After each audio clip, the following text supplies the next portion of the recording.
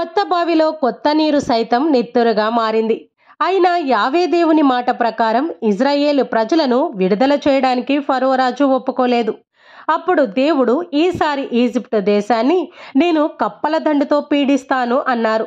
దేవుని మాట ప్రకారమే మోషే అహరోనులు నైలు నది మీద మరియు ఇతర జలాశయాల మీద తమ చేతి కర్రను చాచారు.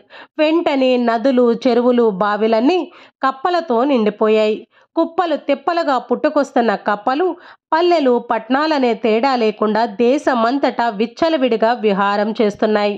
ఇజ్రాయేలు ప్రజలు నివసించే గోషాను మండలాన్ని మరియు ఇజ్రాయేలీల కుటుంబాలను కప్పలు బాధించలేదు.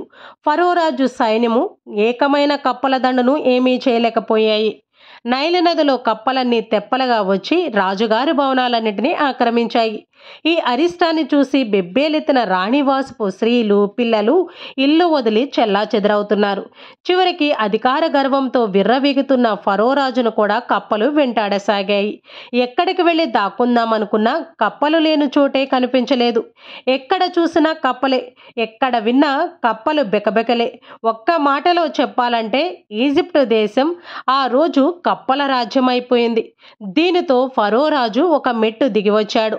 మోషే అహరోనులను పిలిపించాడు. సరే, మీ యావే దేవుడు చెప్పినట్లే చేస్తాను.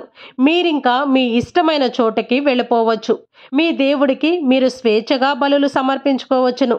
అయితే ముందుగా నన్ను, నా దాసులను, నా ప్రజలను ఈ కప్పల బారి నుండి కాపాడమని మీ యావే దేవుని ప్రార్థించండి అన్నాడు ఫరోరాజు.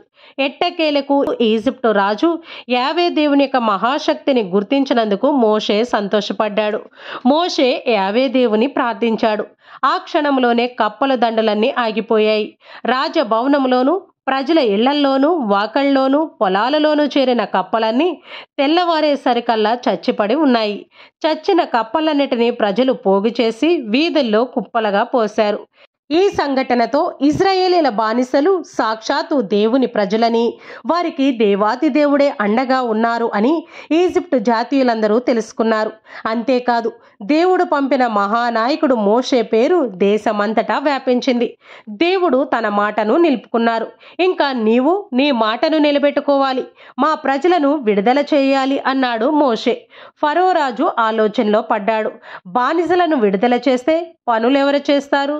పనులు చెప్పటమే తప్ప పనులు చేయడం మర్చిపోయిన ప్రజలు తిరుగుబాటు చేయరా అనుకున్నాడు.